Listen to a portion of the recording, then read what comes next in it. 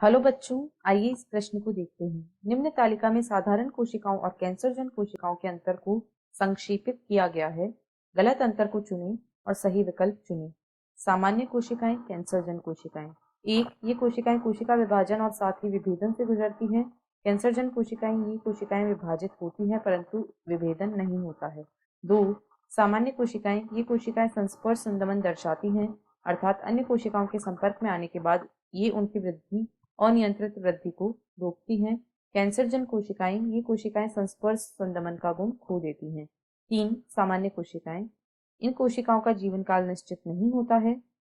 कैंसरजन कोशिकाएं, इन कोशिकाओं का जीवन काल भी निश्चित नहीं होता है। चार, सामान्य कोशिकाएं, ये कोशिकाएं नियंत्रित वृद्धि से विभाजित होती हैं, या कैंसरजन कोशिकाएं, ये कोशिकाएं एक अनियंत्रित वृद्धि से विभाजित होती हैं। विकल्प ए 1 व 3, विकल्प बी 3 व 4, विकल्प सी केवल 3 या विकल्प डी केवल 2।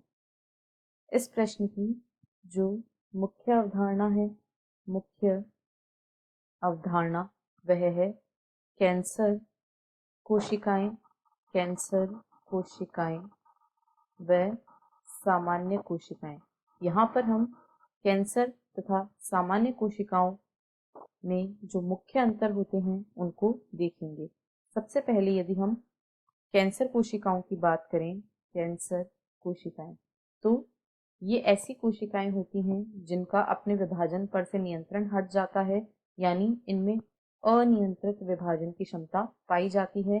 इनमें अनियंत्रित कोशिका विभाजन एवं वृद्धि होती है, जिसकी वजह से ट्यूमर या अर्बुद का निर्माण होता है। इसकी वजह से ट्यूमर या अर्बुद का निर्माण हो जाता है। इस प्रकार की कोशिकाओं को कैंसर कोशिकाएं कहते हैं।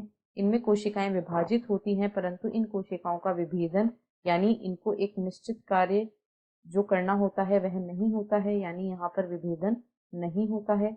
यदि सामान्य कोशिकाओं की बात करें, सामान्य कोशिकाएं, तो जो सामान्य कोशिकाएं होती हैं उनमें कोशिका वृद्धि तथा विभाजन नियंत्रित तरीके से होता है। यहाँ पर कोशिका वृद्धि व विभाजन नियमित होता है।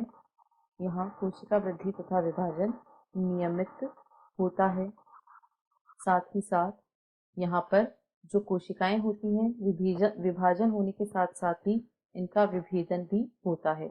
अब यदि हम दिए गए अंतरों को देखें तो अंतर 1 में कहा गया है सामान्य कोशिकाएं विभाजन भी करती हैं और साथ ही विभेदन से भी गुजरती हैं, जबकि कैंसरजन कोशिकाएं विभाजन तो होती हैं परंतु इनमें विभेदन नहीं होता है। यह बिल्कुल सही है। 2 में कहा गया है कि जो सामान्य कोशिकाएं होती है उनमें संस्पर्श संदमन का गुण पाया जाता है।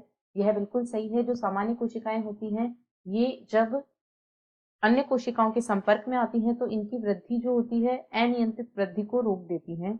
ये अन्य कोशिकाओं के संपर्क में आकर उनकी अनियंत्रित वृद्धि को रोकती हैं।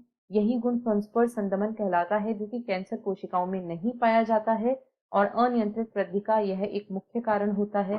अतः यह भी सही है।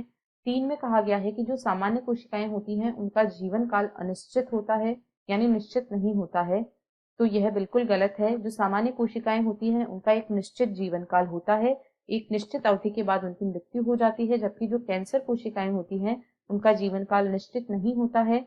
ये अमर कोशिकाएं भी कहलाती हैं क्योंकि ये लगातार वृद्धि और विभाजन करती रहती हैं। 4 में कहा गया है कि सामान्य कोशिकाएं नियंत्रित विधि से, जबकि कैंसरजन कोशिकाएं अनियंत्रित विधि से विभाजित होती हैं। यह भी बिल्कुल सही है, यानी 1, 2 व 4 ये तीनों ही अंतर सही हैं, जबकि जो तीसरा अंतर है वह गलत है। इसीलिए केवल 3 यह विकल्प सही है। विकल्प सी इस प्रश्न का सही उत्तर है। आशा है आपको प्रश्न समझ आया होगा। धन्यवाद।